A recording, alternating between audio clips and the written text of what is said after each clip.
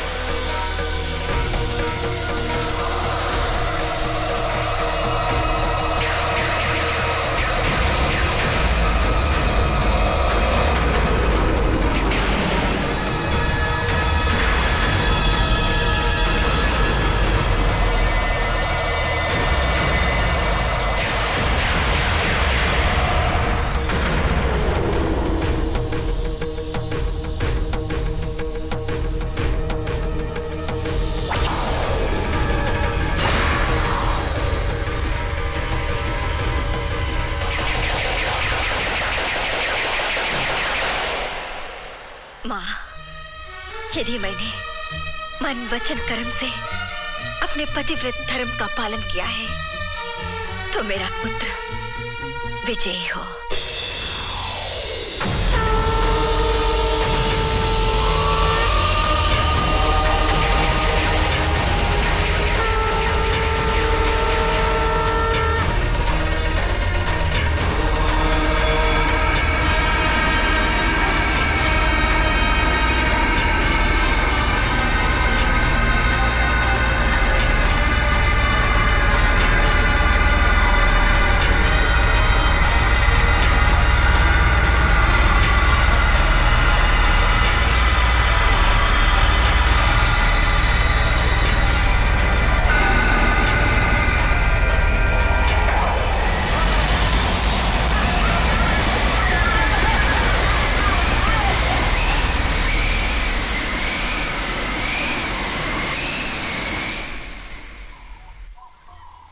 लो भैया, उठो।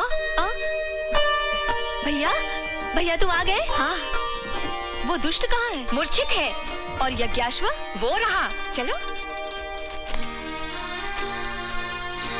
चल, माँ के पास लेकर चलते हैं। नहीं नहीं, माँ के पास नहीं। क्यों? क्योंकि ये यज्ञाश्व महाराजा श्री रामचंद्र का है। माँ श्री रामचंद्र की बहुत भक्ति करती है ना, इसलिए श्री रामचंद्र को ही आने दो। उन्हें बंदी बनाकर माँ को भेंट करेंगे। अच्छा।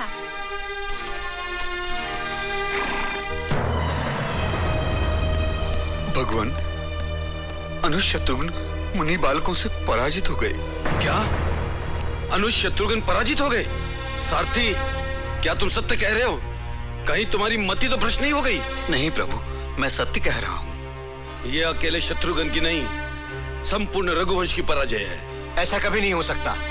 भैया, मुझे आज्ञा दीजिए। नहीं भरत, लक्ष्मण तुम जाओ पर्याप्त आत्मशक्ति के साथ। जो आज्ञा भैया। मैं उन्हें दिखा दूंगा कि रघुवंश से टकराने का क्या परिणाम होता है।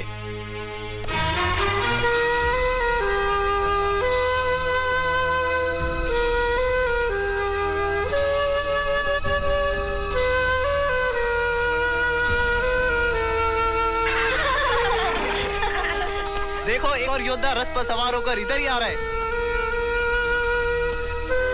घबराओ मत, उसे भी देख लेंगे।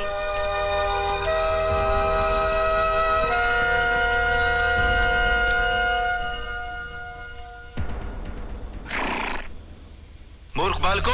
अरे ओ राजपुरुष, मुंह संभाल कर बोलो। हम मूर्ख बालक नहीं, मुनि बालक हैं। लगता है भैया, इनकी आंखों में कोई दोष है। हाँ भैया, सुना है मृत्यु से पूर्व मनुष्य की आंखें रंग बदलने लगती हैं। देखने में तो तुम सुकुमार हो, परंतु बातें बहुत विचित्र करते हो। कौन हो तुम? हम गुरुदेव वाल्मीकि के शिष्य हैं। इतने महान महर्षि के शिष्य होकर ऐसी उद्दंडता करना उचित नहीं है। हमारी आज्ञा है कि हमारा अश्व छोड़ दो। महानुभाव, अश्व आपका नहीं, अयोध्याधीश राजा श्री राम के यज्ञ का है।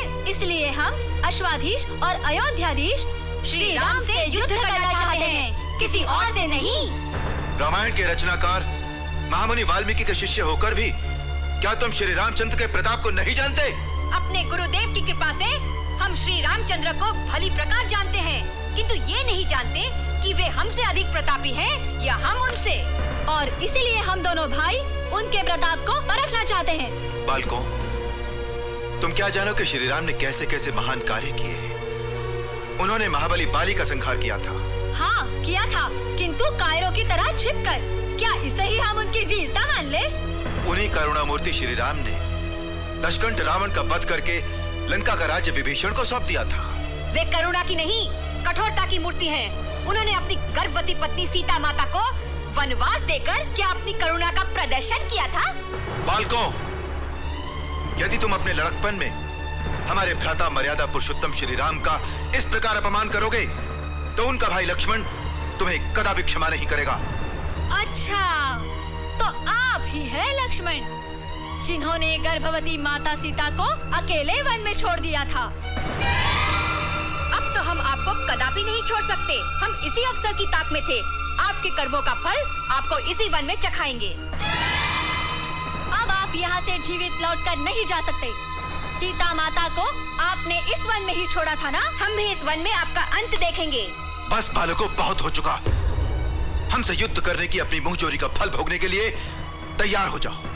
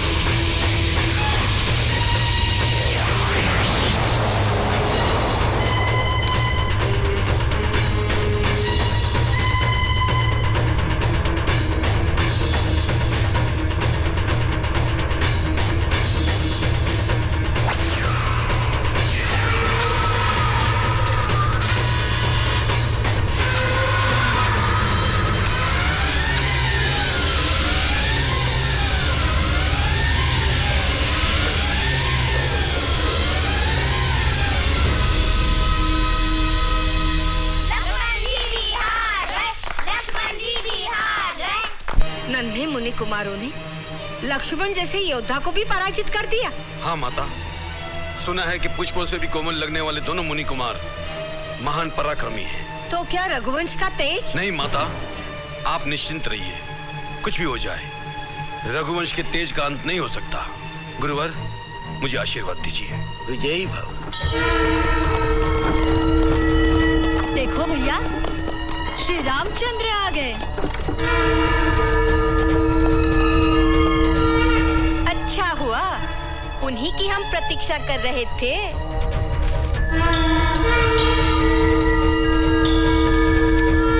मुनि कुमारों, उस दिन अयोध्या में राम कथा का गायन करते हुए तुम ही आए थे ना?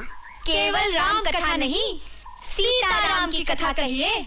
हाँ हाँ, जानते हो, उसी दिन से तुम दोनों हमारी आंखों में चित्रित हो गए। जाने क्यों, तुम्हें देखकर मन में एक अपनापन सा उमड़ आता है, जैसे कोई लगाव हो। किंतु पहले आप ये बताइए कि आज अचानक राजमहल छोड़कर इस वन में कैसे पधारे? अच्छा स्मरण करवाया, तुम्हें देखकर तो हम भूल ही गए थे। क्या तुम जानते हो यहाँ किन मुनि कुमारों ने हमारे अश्व को पकड़ रखा है? आप उनसे अश्व छुड़ाकर ले जाना चाहते हैं? वो यज्ञाश्व है, छुड़ाना तो पड़ेगा ही। वे मुनि कुमार अजय हैं। वे जय हैं या अजय, इसका निर्णय तो समय आने पर ही होगा। तो फिर देखिए, वो रहा आपका अश्व। ले जा सकते हैं तो ले जाइए। किंतु वे मुनि कुमार कहाँ हैं? यही है, आपके सामने। तुम? हाँ, किंतु आप चकित क्यों हो गए? इसलिए कि जिनका तुम गुणगान करते हो, उन्हीं के यज्ञाश्व को अपने अधीन करने की धृष्टता भी करते हो। हाँ, स्वयं आपने ही तो अश्व के माथे पर लिखवाया है कि ये अश्व कौशल्य नंदन श्री राम का है। इसे पकड़ने वाले को श्री राम के साथ युद्ध करना होगा। हम युद्ध करने के लिए तैयार हैं। यदि आप वीर हैं तो हम महावीर हैं। आपने ही नहीं, हमने भी वीर माता का दूध पिया है। तुम जैसे वीर पुत्रों को जन्म देने वाली वीर माता का शुभ नाम? उससे आपका क्या काम? आप यहाँ नाम गांव पूछने आए हैं या युद्ध करने? हम व्यर्थ की बातों में समय नष्ट नहीं करना चाहते। यदि आप अश्व चाहते हैं तो युद्ध कीजिए। मुनि कुमारों, तुम बार बार मेरी वीरता को ललकार रहे हो, किंतु जाने क्यों मेरा मन तुमसे युद्ध नहीं करना चाहता। क्यों? आपकी वीरता का अभिमान कपूर की तरह जल गया? नहीं बेटो, ऐसी बात मत करो। आप मर्यादा पुरुषोत्तम हैं। मर्यादा में रहकर बात कीजिए। क्या आप हमारे पिता हैं जो हमें बेटा कहकर संबोधित कर रहे हैं? राजा के लिए सारी प्रजा ही बेटों जैसी होती है पुत्रों। फिर पुत्र कहाँ? आपकी प्रजा अयोध्या में रहती है, इस तपोवन में नहीं। हम स्वेच्छा से वन में विचरने वाले जीव हैं। अपनी अज्ञानी और झूठी प्रजा से हमारी तुलना मत कीजिए। मेरी प्रजा के लिए ऐसे शब्द? जैसा राजा वैसी प्रजा। जिसको अग्निदेव ने पवित्र माना हो, ऐसी सीता माता की निंदा करने वालों को और क्या कहा जाए? और ऐसी निंदनीय प्रजा की बात मानने वाले ऐसे राजा को हम क्या माने? यदि आपको प्रजा की बात माननी ही थी तो उस देवी को, उस गर्भवती माता सीता को वन में छोड़ने का आपको क्या अधिकार था? छोड़ना ही था तो उन्हें उनके पिता के यहाँ क्यों नहीं भिजवा दिया? उफ, तुम बार बार अपनी बातों से मेरे हृदय को भेद रहे हो मुनि कुमारों। किंतु जाने क्यों मुझे तुम पर क्रोध नहीं आ रहा। बोलो, न्याय और धर्म की बातें करने वाले तुम कोई देव कुमार हो या मुझसे युद्ध करने को उत्सुक कोई ब्रह्मरुद्र? क्यों?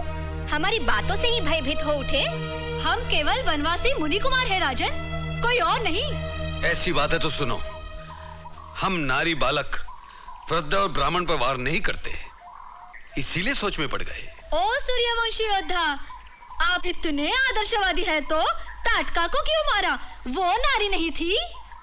हम तुम्हें अंतिम चेतावनी देते हैं, अश्व को छोड़ दो और हमारे सामने से चले जाओ। नहीं, हम ना अश्व छोड़ेंगे ना आपको। कहिए, आप हमसे युद्ध करेंगे या हमारी शरण में आना चाहेंगे? बालकों, तुमने मेरी सैन्य शक्ति की सीमा समाप्त कर दी। युद्ध के लिए तैयार हो जाओ। हम बहुत पहले से तैयार हैं।